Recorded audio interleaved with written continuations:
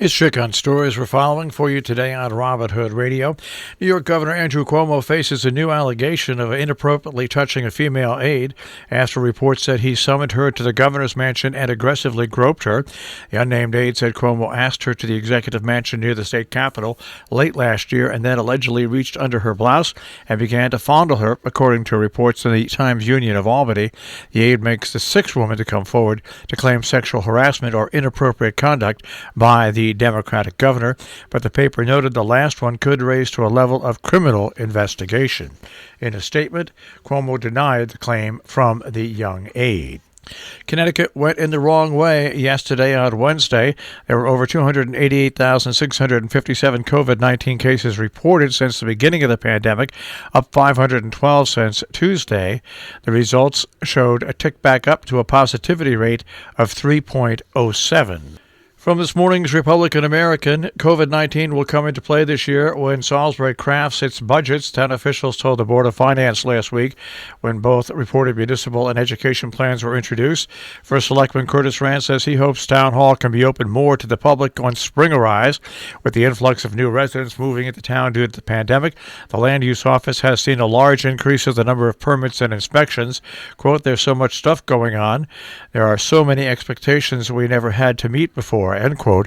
He said more help is needed in that office, and they're looking for someone to work part-time because land use official Abby Conroy is pretty much overloaded. The next edition of the town's plan of conservation and development is also due next year, and the person hired might be able to help with that as well, according to Rand. There's also was proposing the rate amount in debt service from $480,000 to $500,000, but Chairman Michael Clulo said he'd like to see the town become more aggressive in paying down its debt service, suggesting increasing it by just $100,000. As several cannabis firms vie for permits to operate in Sandusfield, Massachusetts, the Planning Board will present a draft of its first set of proposed regulations for the industry at a public hearing today. That hearing will be held by phone and video conference at 6 p.m. to propose a final set of bylaws to be voted on at the annual town meeting, the date of which has not yet been set. The current draft bylaws can be viewed on the town's website and include limiting an entire canopy of cultivation crop to 150,000 square feet and requiring odor control for all types of businesses. A link for the Zoom video conference for today is available on the Planning Board calendar at sandusfieldma.gov. Coming up at 10:30 this morning, the Cornwall Conservation Commission holds their meeting. A COVID-19 drive-through testing happening today and March 25th, 1 to 4, North Canaan Town Hall, 100 P Street. No appointment necessary. Anybody may be tested, not just for North Canaan residents. Forms can be completed beforehand at northcanaan.org. No insurance or ID required. Testing with or without symptoms. No minimum age requirement. Results in 5 days or less through the SEMA4 online portal.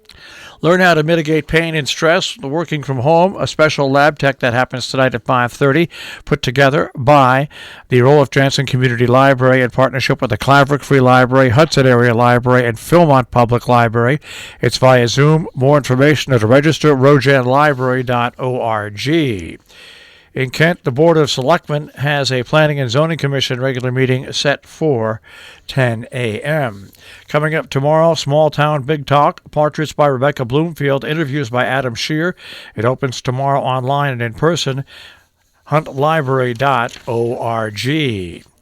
In Stanfordville, the Grange 808 will host its annual corned beef cabbage dinner on Saturday at the Stanford Grange.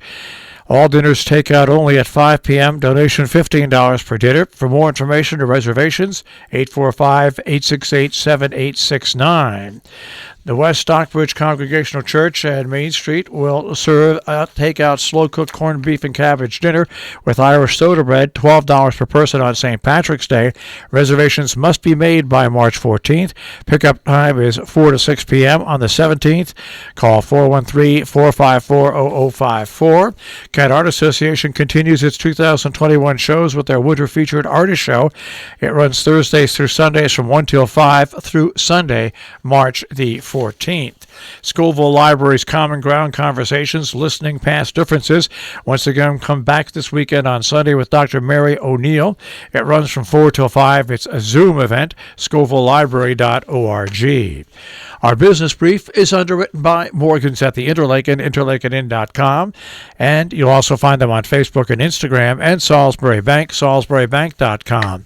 Dow Jones Industrial Average starts off today at 32,297.02, the Nasdaq at 13,068.83, and the S&P 500 at 3898.81. We'll take a look at the tri-state forecast. That'll come your way in just a few moments.